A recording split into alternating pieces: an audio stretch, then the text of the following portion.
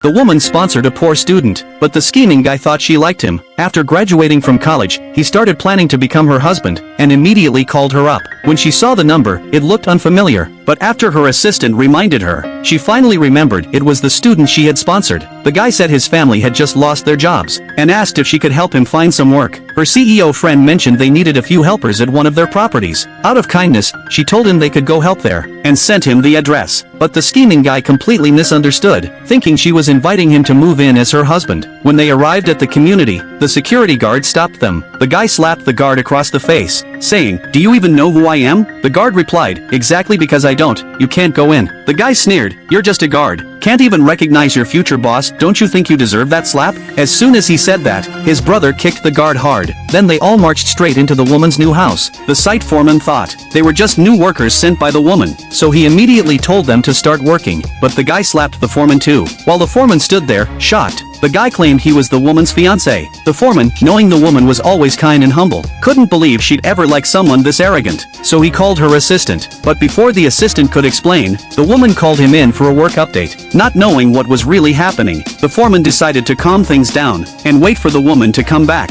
Then the scheming guy gathered all the workers and said, "If you can't even recognize your boss, you're useless here." The foreman didn't want to make trouble without knowing the full story, but his patience only made the guy bolder. Next, they started touring the house. When they heard from the foreman that the renovation materials cost over 200 million, their eyes lit up with greed. The brother claimed he'd worked on construction sites before, and said those materials couldn't possibly be that expensive, accusing the foreman of pocketing money. He then pushed the guy to send the foreman away, and called in a so-called construction expert. They sold off all the high-end materials in the house, replacing them with cheap junk. The brother even spotted a pair of jade ornaments, and decided to take them home to sell. When the foreman came back, and saw the place completely looted, he shouted for them to stop. The brother smashed the jade on the floor, and the foreman froze in terror. Those were one-of-a-kind antiques the woman had bought for 80 million at auction. But the scheming guy twisted the story, blaming the foreman for scaring his brother, and making him break it. That's when the foreman realized all the building materials were gone too. He told the workers to stop them, but the guy slapped one of the workers, and said he was firing the foreman.